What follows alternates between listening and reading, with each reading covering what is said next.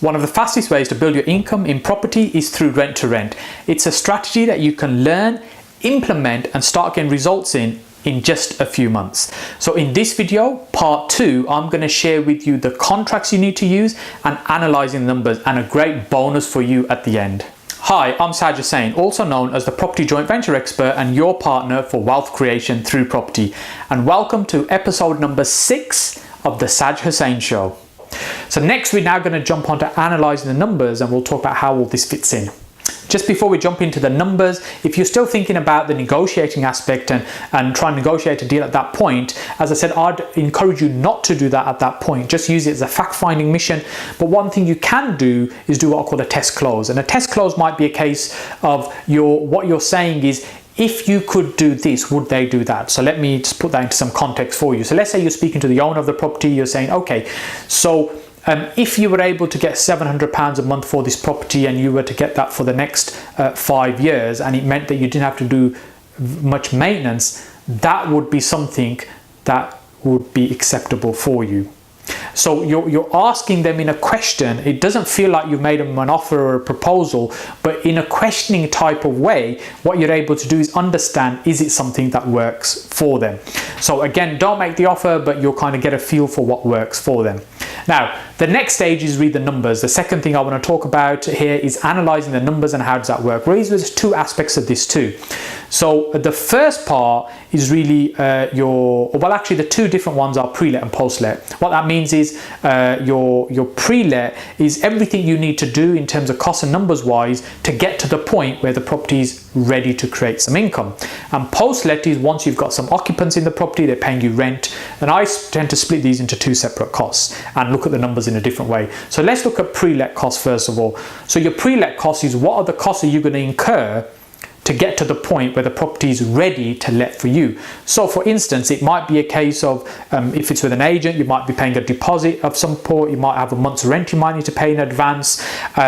There might be some referencing fees that they might charge with the agent. Just another little tip for you there. If for some reason you think you'd have issues around referencing, there's another reason to go and speak direct to the owner of the property as well, as opposed to the agent. And sometimes with the owner of the property, you can get around not having to pay a deposit as well. Just depending on how you structure a deal.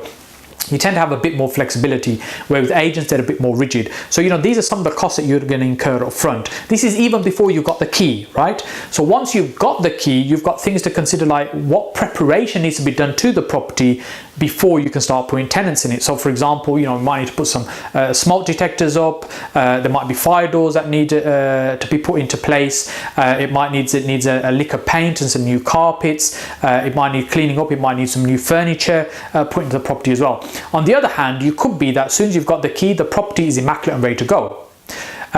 And you need to do very little work. For example, it might already be a compliant HMO, the fire alarm, fire doors are in place. You just need to maybe just give it a clean and dress it up nicely. So some nice pictures on the wall, some nice bedding, some flowers. All these things will make it feel more homely. So you'll have a range of costs depending on what type of property you're looking at, whether you're spending a lot of money in terms of getting it ready, or whether it's just a small amount of dressing expenses, if you like.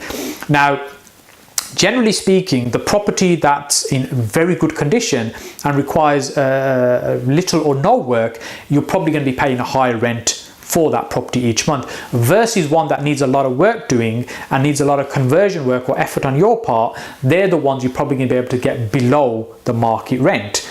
Yeah, so say the market rent is here. If a property is immaculate, ready to earn an income, you might be paying a bit of a premium over here. And on this side, if you find it needs quite a lot of work, you're probably paying below market rent. So again, these are things that you need to do during your fact find stage, your research, and work out how do these numbers fit. Now this cost, you need to work out what it's going to be, your setup costs, your pre-let costs, and work it all out and see what you estimate as that being. Also consider month 2, you may not have fully let the property yet, so you might have a second month's rent to pay as well. So just thinking about all these things and being really clear, things right down to the toaster you need to get, it's 20 quid, but you still need to get it right. So all the costs that you need to consider. It might be worth thinking about leasing appliances as well. A friend of mine has a leasing business where they provide the appliances and even some of the furniture you can lease, which works really well for rent-to-rent business. If that's something you're interested in, just ping me a message. I'll put you in touch with them for that. But let's say you're purchasing all that, you've got your upfront expenditure. You've got to work out what that is.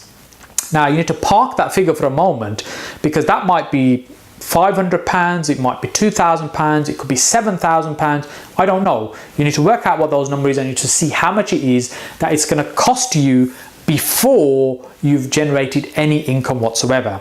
Okay, now let's look at the second phase of costs, which are the post-let costs. The post-let costs for me, and the numbers are important, is really it's a case of what's the rent you're getting on the property. So let's say, for example, you've got a house that's going to have, say, 6 rooms, and you've got £400 you're letting out each room for, so what's that, £2,400. Let's say you're paying the landlord about £900 a month, and let's say your running costs about, say, £400 a month. I mean, typically mine tend to be around £85 per month per room. You know, just work out what those might be for you. Again, refer back to video 3. I'll talk more about these there. Things like your gas, electric, water, council tax, TV license, cleaners, gardeners, all these things are going to be your monthly running costs. Work out what they are. So let's say, for example, it's £400. So it's £400 needs to go to your running costs. You've got, say, £900 going to the landlord, and you're left with probably about £1,100. Because you just collected £2,400. So £1,100 profit, well, hey! Well, actually that's before maintenance, voids, and possibly some management, depending on who's doing management as well. But, you know, as a gross figure, that's a healthy figure to be looking at, say about £1,000 a month. Now, so if you're generating, say, £1,000, £1,100 a month over a year, that's, you know, 12 grand, you know, take out a bit of maintenance void, that's still about £10,000 a year that you're making from a house that you don't own. As I mentioned before, 3, 4, 5 of these, most people, they're sorted. That's it, they're done.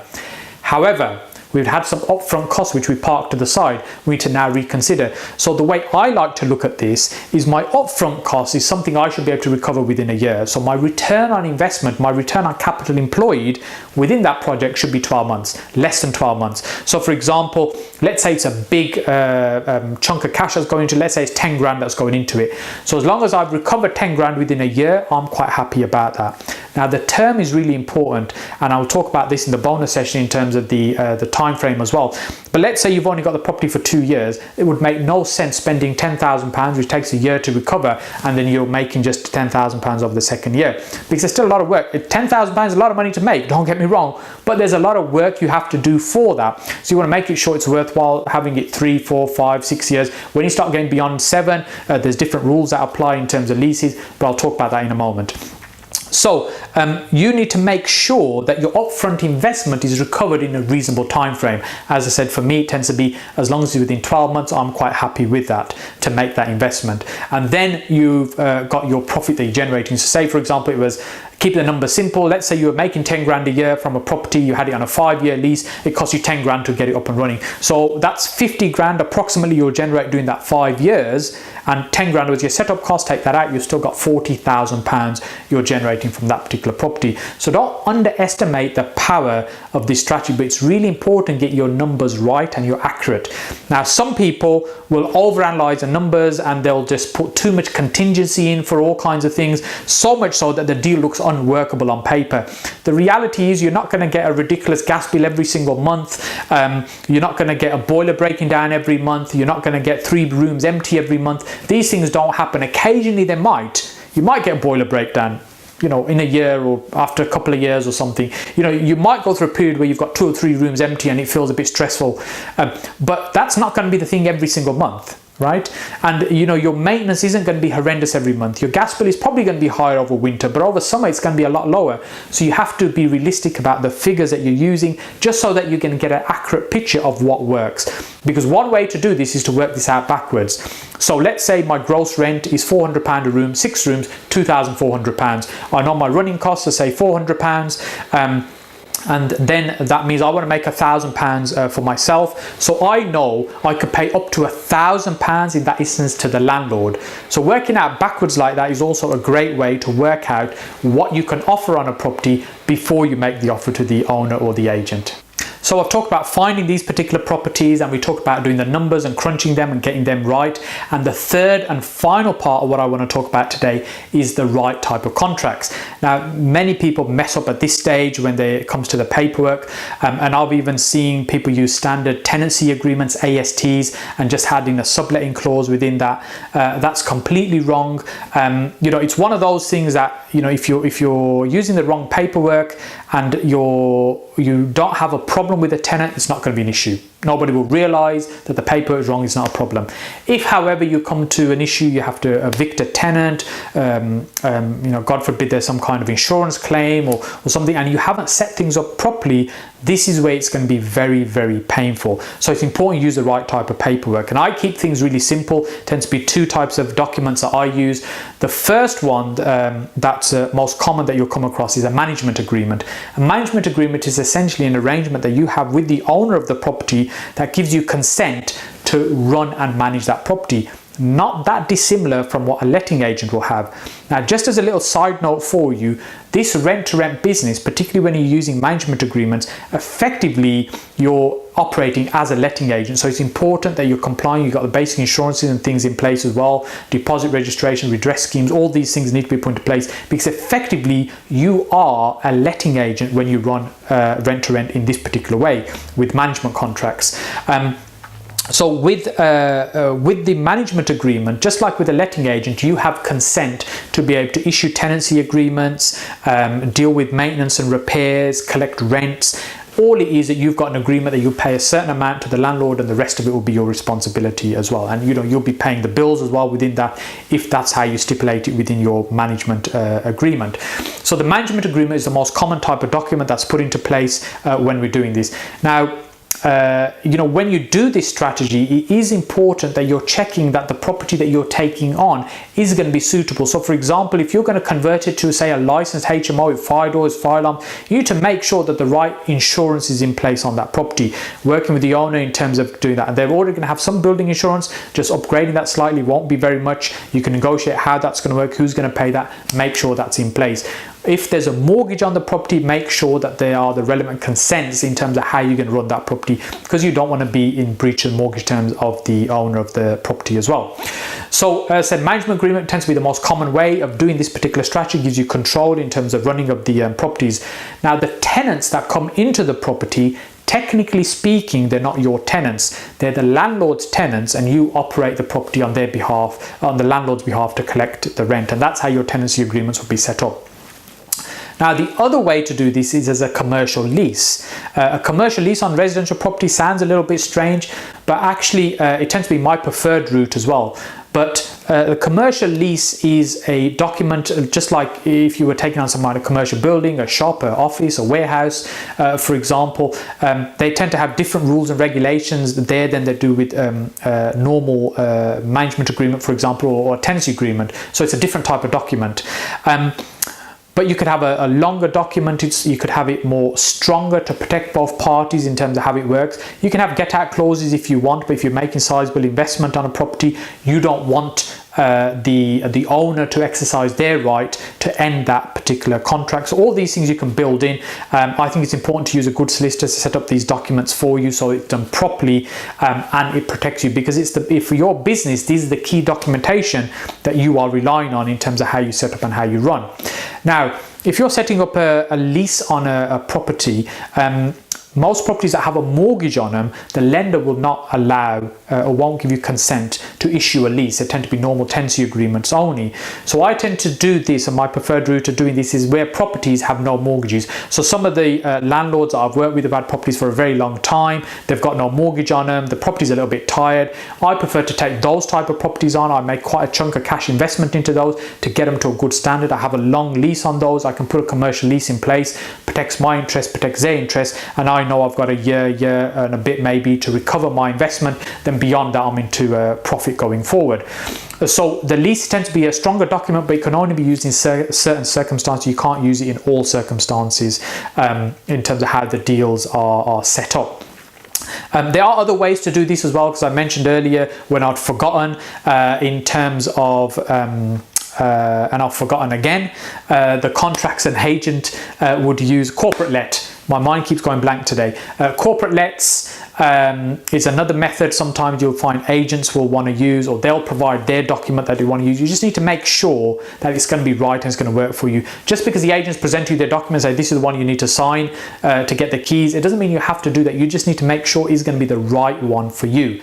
If you do use a commercial lease to set up the property, then the tenants that are coming in are now your tenants, because effectively you've now got control of the property. They're your tenants. The tenancy contracts are with you and the tenant, as opposed to a management agreement where the tenancy is with the tenant and the landlord and you sit in the middle.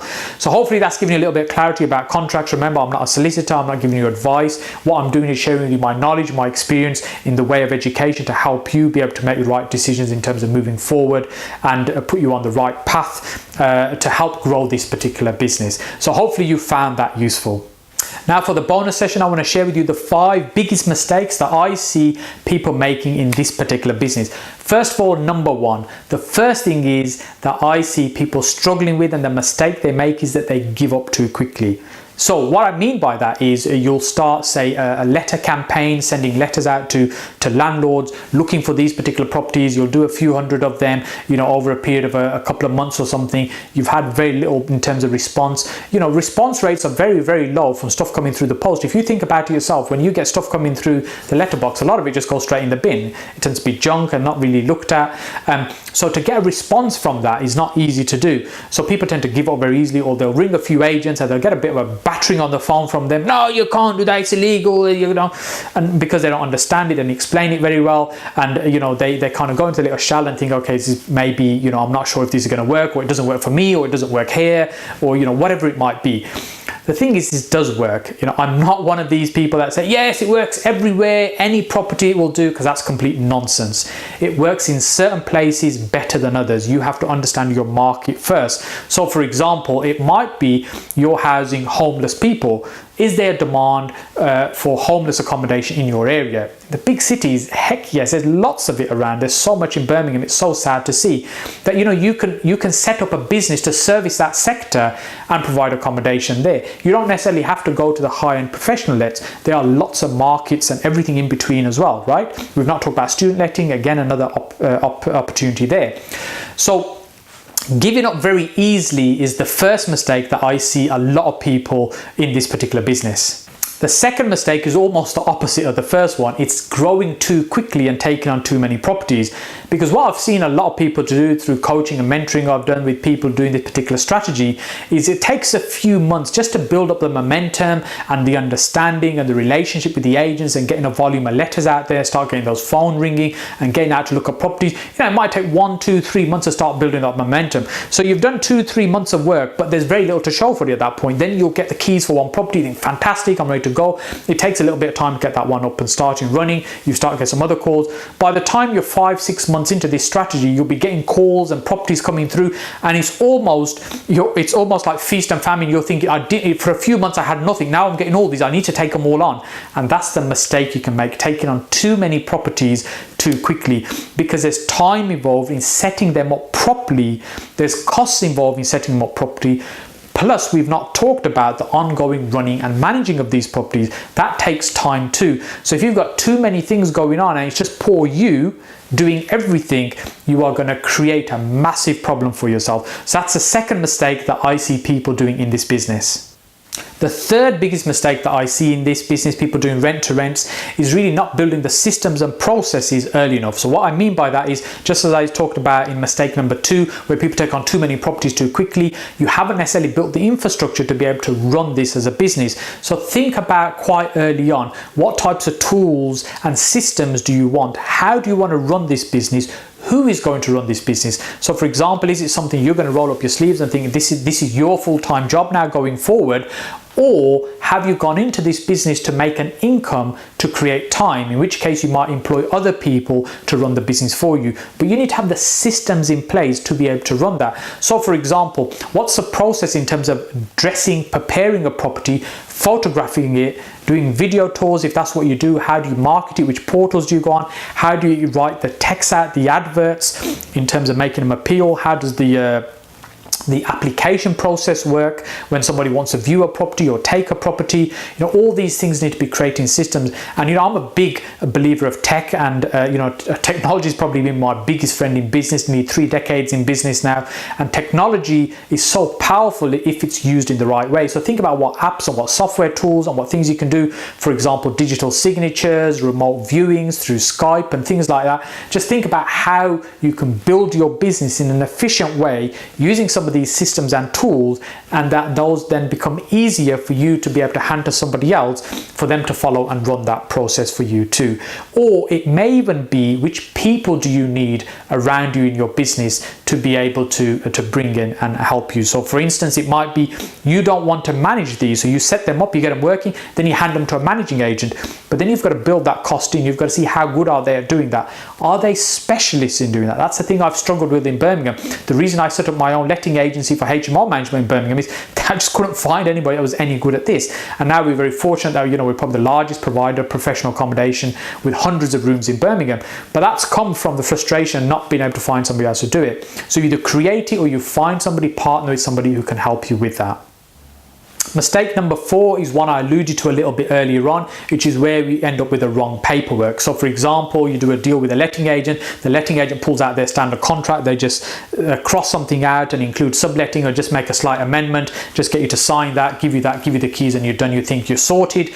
Just because the agent's giving you that contract, you think it's the right one to do, and you end up with the wrong contract. You could have tenants in the property that are not paying. You can't evict them because maybe the deposit registration hasn't been set up correctly, because how the structure has been put together in terms of paperwork. So using the right paperwork is very, very important, because that's what will protect you going forward. Yes, getting up and running is fantastic, it's exciting. The managing isn't that exciting, and the income coming in is fantastic. But actually, to run it as a proper business, you've got to make sure you've got the infrastructure in place, which is built on your paperwork in terms of how you've set up to run that business. So using the right paperwork. And the 5th and final mistake in this bonus session is having too short a period. Again, I touched on this earlier on. If you're taking on a property and landlord says, well, let's see how we get on, we'll do it as a 1-year agreement.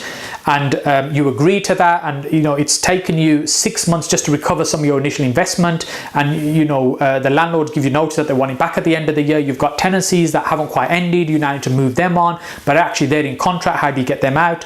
So ending up with a short term can cause quite a big problem. If you've got a longer term, 3, 5, 6 years, for example, if you've got tenants that after 5 years that you've got to hand that property back, when you're into the last 6, 7 months, you don't issue any more 6-month tenancies, because you need to get that property vacant to hand back. You might need to tidy it up a little bit before you hand it back, so be able to build that in. If you've got all that to do and you've only had the property for 2 years, you've got that cost at the end that you need to build in as well. It might not be huge. Trying to get the tenants out, that can all be a problem because the term is just too short. So my goal generally is to try and get the longest term I possibly can, and generally the fear from the owner might be a case, well, actually, what if it doesn't work? How do I get out of it? And when you think, well, what is it that might not work? Just ask what those objections might be and see how you can deal with them. So for example, they might be saying, well, how do I know you're not going to have 20 people living in the property? Well, what if you came around every 3-6 months to come and have a look? Would that be okay? So you can deal with those objections to give people reassurance. And versus, what if you don't pay the rent, I want to get you out? Well, what if we build that into the contract, that if I don't pay the rent, that you can take over the property? Well, most decent contracts will have that built in anyway, but they're just reassurances for the owner. And you don't want to make the mistake also of agreeing to, say, a 5-year term without having a get out clause as well, for you to be able to protect you, but not having one that the owner can get out. It might seem a little bit unfair, but let's look at it this way. Let's say you agree to a 5-year let, you've invested the time and money, you've got this working, they see what you're doing and they think, okay, we'll have you out, I'll take over the property as a landlord and they'll run it. Well, actually you've just, wasted your time and effort. So you want to protect yourself from that happening. But the other side, if it isn't quite working from a financial point of view, you need to be open with the owner and say, look, if the numbers don't work, I need to be able to end this, otherwise we're both going to have a problem. So those are the 5 bonus mistakes, if you like, hopefully that you found useful and will help you too. If you've got any questions, put them in the comment section. I'll make sure I get those answered for you. And my question for you today is, what are your thoughts on this strategy? Have you explored it? Is it one that you would do? And what have been your thoughts on using rent to rent as a strategy? So if you enjoyed this video, please do subscribe so that way you'll get notified when new videos are released and you're kept up to date with those. And thank you so much for watching all the way to the end. My name is Saj Hussain, your partner for wealth creation through property.